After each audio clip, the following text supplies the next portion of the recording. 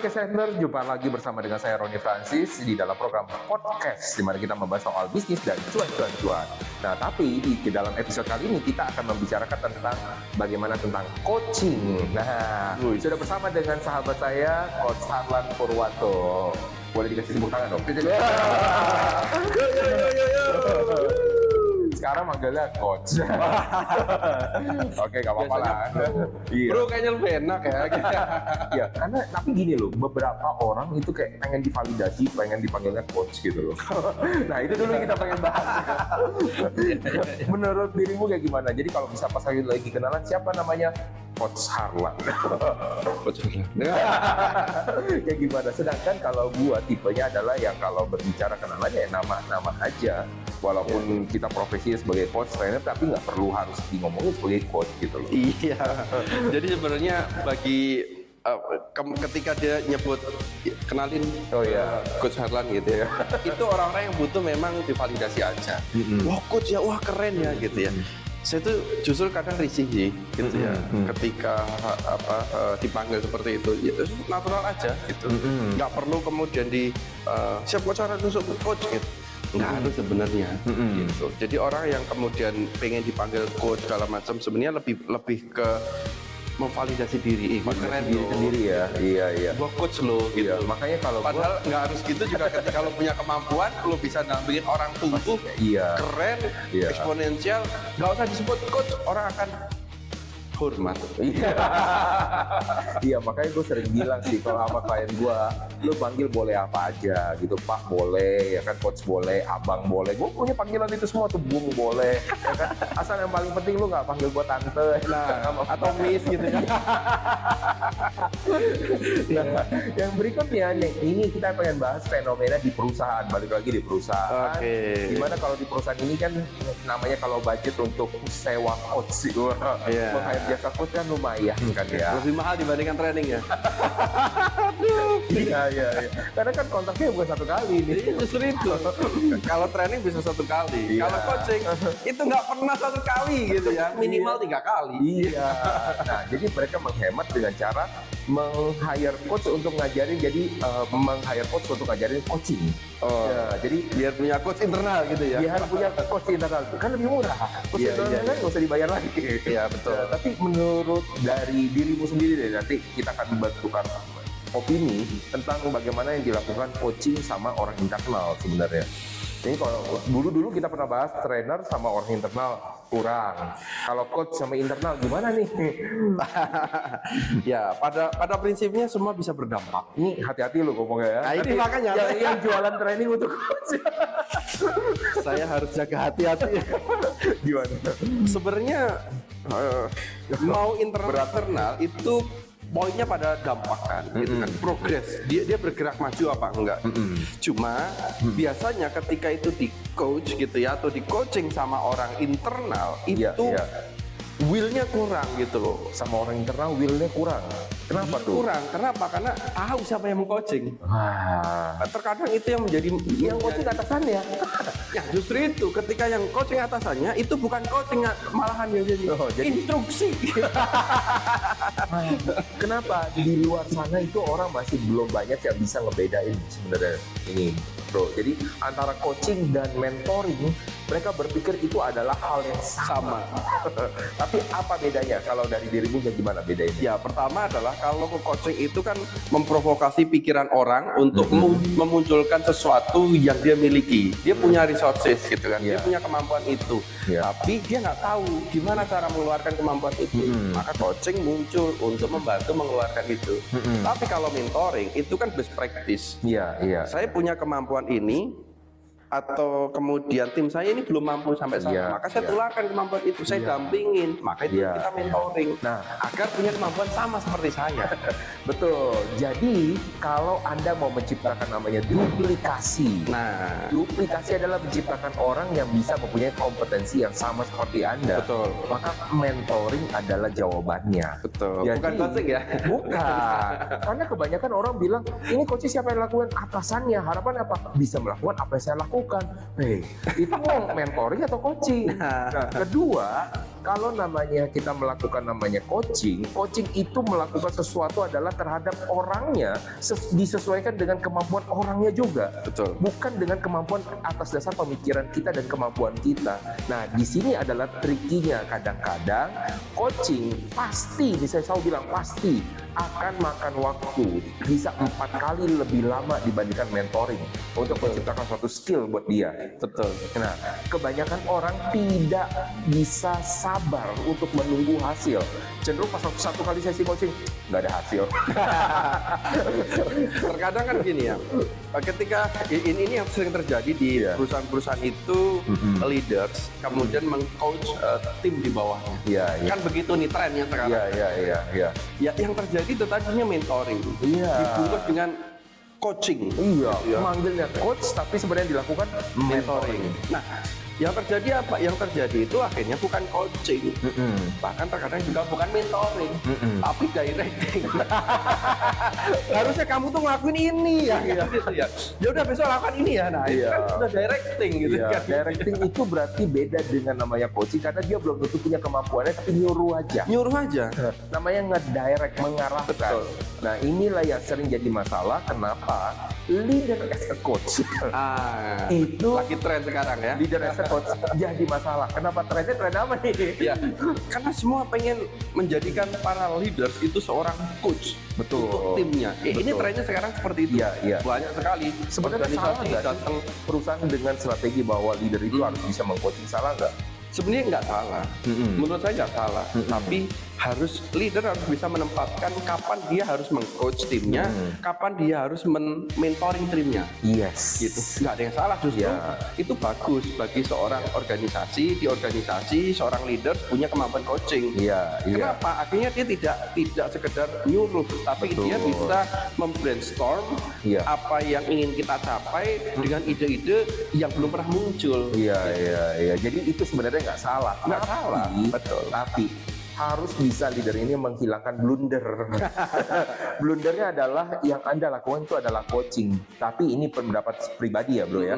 Kalau Anda melakukan adalah dengan ibaratnya one level up, Anda melakukan namanya coaching, sehebat apapun Anda itu sulit untuk bisa berhasil. Kenapa itu sulit untuk berhasil? Karena si bawahan Anda, orang yang Anda supervise, menganggap Anda adalah sebagai atasan. Betul. Dan di mana pastinya dia akan mempunyai namanya ketakutan. Betul. Nah, di dalam ketakutan ini dia tidak bisa bilang apa yang sebenarnya menjadi dasar mengapa dia tidak bisa optimal, dan dasar dari masalahnya tidak bisa. Ditambah lagi kadang-kadang muka yang leadersnya sanger, menakutkan. Nah, itu adalah sesuatu hal yang opini saya, dan ternyata setelah saya counter di beberapa perusahaan, dan memang itu kejadiannya tidak pernah efektif. Nah, gimana kalau menurut dirimu? Sepakat. Kalau itu sepakat gitu ya. Nah, pertanyaan berikutnya muncul. Apakah kemudian ketika ini entah di internal atau di eksternal ya? Ini artinya bicara tentang coaching secara umum. Karena sekarang orang muncul. Ketika saya harus meng-coach bagian tertentu, saya harus punya kompetensi tertentu di situ. Nah, itu kan sering ditanyakan. Loh, kok kamu meng-coach di misal di sales gitu ya? Saya nggak punya pengalaman di sales. Orang akhirnya minta untuk didampingin di sales. Akhirnya orang nanya, loh, kan kamu nggak punya pengalaman di sales, kenapa meng-coaching area sales? Nah, itu gimana? Kan itu yang sering muncul tuh. Betul. Nah, ini yang berbeda dengan namanya mentoring. Karena kalau misalnya namanya mentoring, Anda harus punya skillnya dulu. Yang namanya coaching, Anda membantu orang lain mengeluarkan kemampuannya. Berarti dengan catatan, artinya Anda nggak punya kemampuannya pun nggak apa-apa. Justru Anda akan lebih objektif ketika Anda tidak punya kemampuannya. Karena kenapa? Coach itu harus memunculkan satu hal, yaitu curiosity, rasa ingin tahu. Kalau penasarannya harus tinggi. Rasa penasaran harus tinggi. Kalau dia udah tahu, oh habis ini bisa kayak gini, dia cenderung akan ngedirect. Kenapa nggak begini aja sih?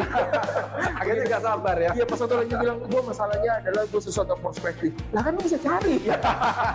Lu nggak jadi itu saya punya coaching. Nggak jadi. Langsung jadi directing sama mentoring itu. Nah, inilah yang sering sekali, makanya saya menyampaikan di dalam perusahaan, yang Anda lakukan boleh leader as a coach, tapi jangan one level up.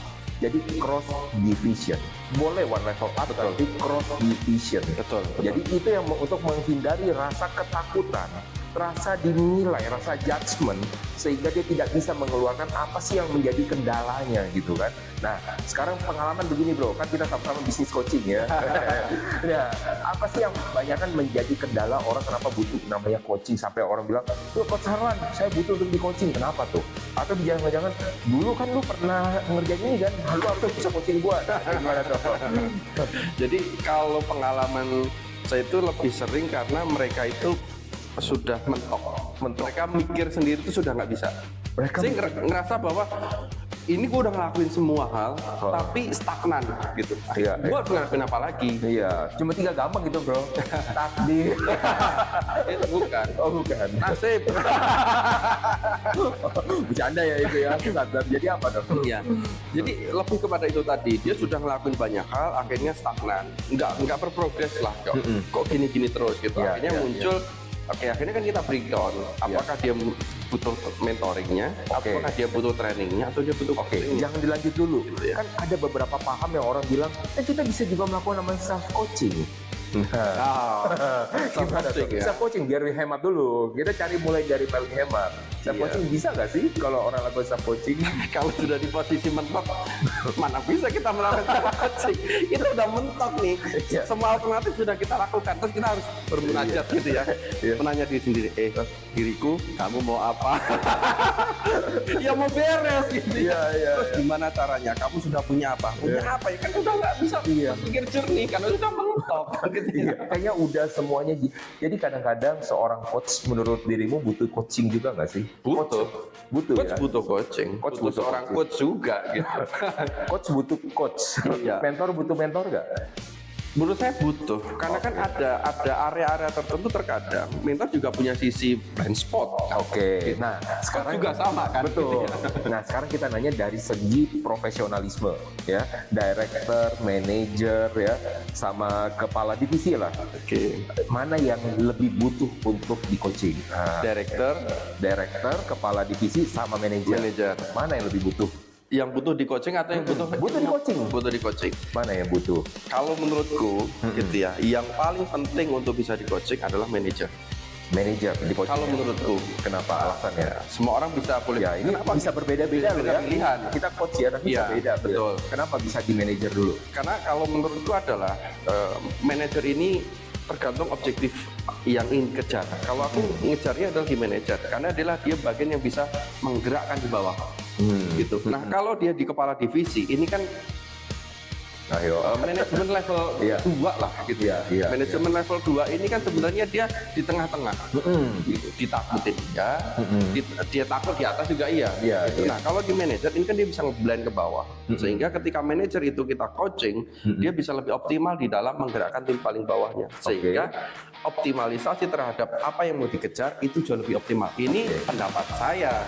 Setiap orang punya pendapat yang berbeda ya boleh saja. Oke, kalau director kenapa menjadi kayak prioritas terakhir lah ibaratnya? Iya, karena menurut saya kalau director itu kan dia harus bisa.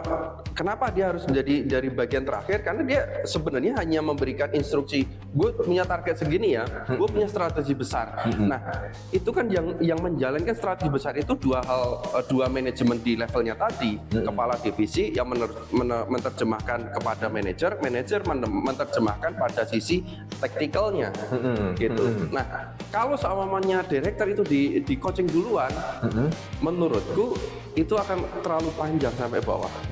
Gitu. Dan director akan bicara lebih ke teknis. Berarti, nah ini kita harus jelaskan lagi, coaching itu cenderung ke tactical atau strategical? Bisa dua-duanya.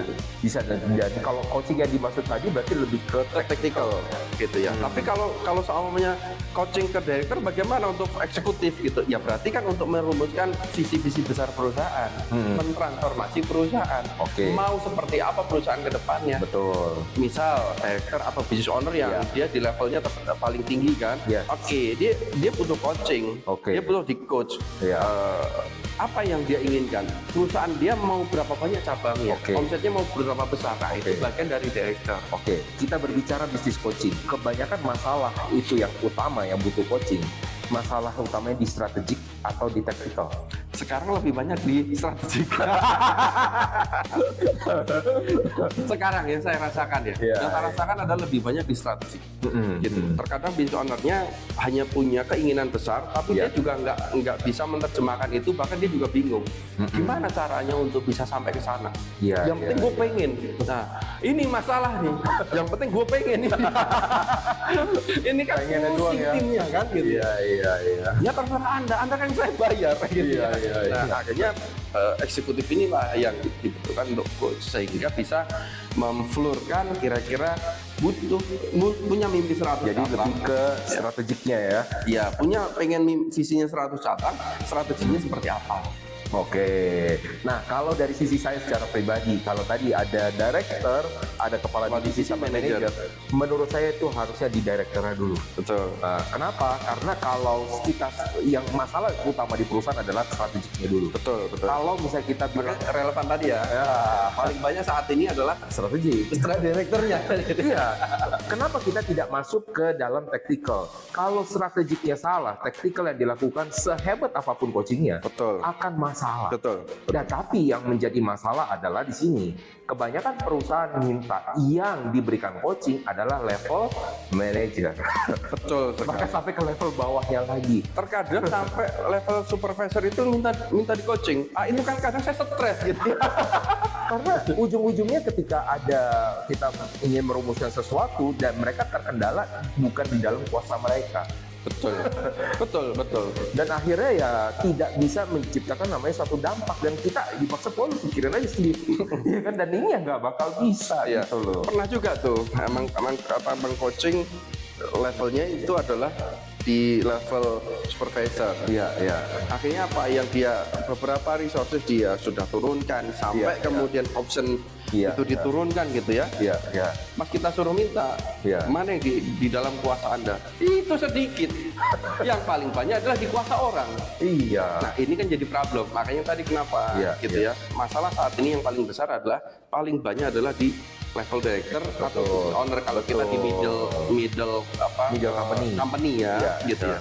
Lebih sering di sana. Tapi kalau di organisasi besar ini sudah di kayak perusahaan-perusahaan besar, maka sudah di level bawahnya, bukan di direkturnya lagi sekarang. Saya nggak setuju 100% sih langsung di level bawah gitu kan ya, tapi minimal di kepala divisi itu harus coaching. Betul. Gitu kan, di director mungkin masih 50-50 lah ya. Kalau udah organisasinya udah gede banget. Iya, di level kepala divisi itu butuh banget. Karena kenapa? Kebanyakan saya melihat ketika saya pernah coaching ya di bawah, paling bawah nih, ibaratnya di sales. Ngerasain juga saya itu kan bingung gitu ya. Di sales nih ya. Sehingga kenapa nih pas waktu di sales kita udah pakai upaya maksimal untuk coaching. Masalahnya bikin produknya ngaco. Betul. Salah segmen. Selain salah segmen, dia nggak punya kewenangan untuk memutuskan sesuatu. Betul. Dan akhirnya apapun strateginya mentok. Kenapa? Karena keputusannya di atas. Betul. Terus ditanya kenapa coachingnya tidak terlalu kelihatan impact-nya? Iya, karena itu tadi. Kan udah dibilang di atas. Jadi kalau menurut saya adalah itu berjenjang. Iya. Jadi kalau dia company besar, big company, maka yang lebih banyak di coaching adalah di level bawahnya. Bisa jadi adalah di GM-nya, kemudian di manajer bawahnya gitu atau head departemen headnya dan sebagainya gitu ya. Atau kalau dia ada group head berarti group head. Betul. Baru dari situ beres baru turun ke bawah. Iya. Nah, jadi sebenarnya Kesanter kadang-kadang yang disampaikan sama coach itu bukanlah sesuatu hal yang cuma berpikir tentang omset. Oh, dia pengen omsetnya gede nih. Semuanya harus enggak. Karena kita sudah pernah mengcoaching dari bawah sampai dengan ke atas dan kita tahu ada masalahnya gitu. Dan kita melihat masalah itu dari atas benerin ke bawah. Bukan berarti kita meng-coaching semuanya dan itu berlaku permanen semuanya tiap kali di coaching. Enggak. Mungkin dalam 3 bulan pertama hanya untuk di level kepala divisi di untuk perusahaan besar ya. Kemudian kita turun 6 bulan berikutnya kita di level untuk manajernya. Kenapa di middle management? Baru nanti kita 1 tahun untuk pendampingan di bawahnya. Karena di atasnya sudah benar. Bukan artinya kita cari omset, tapi kita pengen menciptakan namanya suatu dampak. Nah, tapi ada masalah juga nih bro. Jadi kita mesti bilang jujur ya, ada masalah di dalam dunia coaching adalah coach Kotahe, pernah tahu? Yang beberapa tahun yang lalu ini sangat santer ya. Iya, nah boleh dibilang disampaikan kita Pak Santer. Coach Kotahe itu kayak gimana gitu loh. Ya dulu muncul beberapa tahun yang lalu itu muncul bukan hanya coach Sotahe. Iya. Jual ludah mas. Itu sampai pusing gitu ya. Gimana ya kita ini kan industrinya memang edukasi. Iya. Gitu ya. Itu akhirnya membuat bingung juga akhirnya. Kok ada ya orang-orang yang seperti itu gitu. Nah menurutku yang ini persepsi ya. Iya, Jadi sekali lagi setiap orang punya persepsi yang berbeda. Coach Sotahe dan jual ludah tadi menurutku adalah dia jual jadi yang cukup manis, tapi tidak tercapai. Iya. Jadi menjual ekspektasi yang terlalu tinggi, Betul. realitanya itu masih di bawah. Betul. Itu yang sering terjadi. Kalau kita kan nggak pernah membangun ekspektasi yang tinggi, tapi yang realistis, achievable. Iya. Itu yang selalu kita bangun. Betul. Jadi kadang-kadang, bukan saya bilang kadang-kadang lagi, banyak loh. Banyak banget. Dan saya nggak mau menyinggung nama perusahaan sih. Jangan dong. Jangan lah ya, bisa dihujat ya. Iya. Tetapi banyak yang menjanjikan bahwa ketika ada di coaching ada bisa A, B, C, D dan luar biasa banget. Dan ujung-ujungnya mereka mencari coach yang lain. Nah, kenapa? Karena kadang-kadang Anda punya tools. Boleh aja Anda menggunakan coaching dengan menggunakan tools. Tapi tools itu bukan sesuatu yang utama. Tools itu cuma bantuan kok. Alat bantu. Tanpa tools bisa nggak? Bisa. Jadi kalau Anda bilang mahal karena tools, jadi yang mesti Anda lihat adalah coachnya, betul nggak? Ya. Gimana? Nah ini pertanyaan yang ujungnya nih ya. Gimana cara kita tahu coachnya benar atau enggak? Pertanyaan berat ini. Mohon maaf ya para coach. Ya, gimana kita tahu? Karena di luar banyak coach katanya, dari yang murah ada. Ya tentu kita perlu lihat track record. Kalau masih baru, tapi kita gimana tahunya dia? Ya kalau dia masih baru berarti kan portofolio. Artinya portofolio ya dia pro bono dong. Pro bono dulu. Oke. Pro bono dulu. Yang namanya coach itu pasti dia punya jam terbang. Betul. Track record itu jam terbangnya ya. Portofolio, jam terbang. Jadi ada coaching lognya, ya kan. Nah, tapi kalau kita mau melihat itu coach itu punya bobot atau tidak, yang pertama adalah Anda boleh ngobrol dulu. Di dalam namanya Anda mau melakukan kontrak coaching, ada namanya sesi pre-coaching. Ya. Nah, di dalam pre-coaching Anda bisa menilai untuk si coachnya, di coach juga menilai si coachinya. Dan pernah kok, kalau saya secara pribadi saya menolak coaching pernah. Oke. Sombong ya. Ya karena kenapa? Karena di dalam sesi coaching kita harus ada namanya chemistry. Ya. Kalau ternyata tidak bisa ada chemistry, percuma dilakukan namanya coaching. Ya kan, Anda mau dapat uangnya doang, tapi akhirnya ujung-ujungnya testimoninya jadi live. Ya, saya pernah juga nolak coaching yang kemudian dia itu denial. Iya. Nganggap bahwa dia tahu semuanya. Iya. Nah, akhirnya saya nggak mau gitu. Betul, itu yang nggak bisa di coaching. Ya, lu kalau udah ngerasa tahu semuanya ngapain di coaching? Betul. Lah kan udah tahu semua. Iya. Dan rata-rata ya orang yang betul-betul akhirnya mau di coaching, dia bisa naik omsetnya di dalam bisnisnya 3-6 bulan langsung naik bisa 2 kali lipat. Kenapa? Ngerjain tugasnya. Betul. Nah, yang menjadi masalah kenapa dia tidak naik adalah tidak ngerjain tugasnya. Dikasih PR berikutnya udah kerjain belum? Nah, ini termasuk adalah coach yang bandel. Nah, sebenarnya kalau kita mau ngelihat yang coach yang berbobot bukan soal dari nama besar, bukan soal perusahaannya, tetapi bagaimana Anda bisa membangun chemistry-nya, Anda melihat pengetahuannya, di situ kan pasti ada. Setiap coach punya pengetahuan yang berbeda, dan Anda jangan mengecilkan ketika misalkan dia tidak punya sama sekali kompetensinya, tapi bagaimana cara dia mendirect, bagaimana cara dia melakukan proses coachingnya, itu adalah sesuatu hal yang mahal.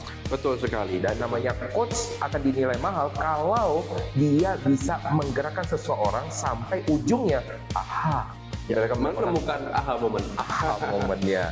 Nah, itulah dari Kesanter sesuatu yang Anda harus ketahui tentang namanya coaching, dan banyak sekali kekeliruan di dalam dunia coaching yang mungkin nanti kita akan bahas lagi dengan satu lagi bahwa coaching itu kan menggerakkan dari titik A ke titik B. Betul. Kan poin itu yang sebenarnya harus dipahami. Yes. Gitu. Kalau ada progres berarti coaching efektif. Iya. Meskipun belum signifikan. Betul. Makanya kenapa coaching tidak bisa sekali. Dia butuh proses 3-6 kali. Nah, itu kuncinya. Bukan artinya kita cari omset ya. Bukan, karena memang dia harus bergerak dari titik A sampai titik yang kita tentukan tadi. Di situ kuncinya. Jadi Anda sudah mulai tahu ya bagaimana cara mencari coach yang berbobot. Oke, selamat mencari dan sampai jumpa.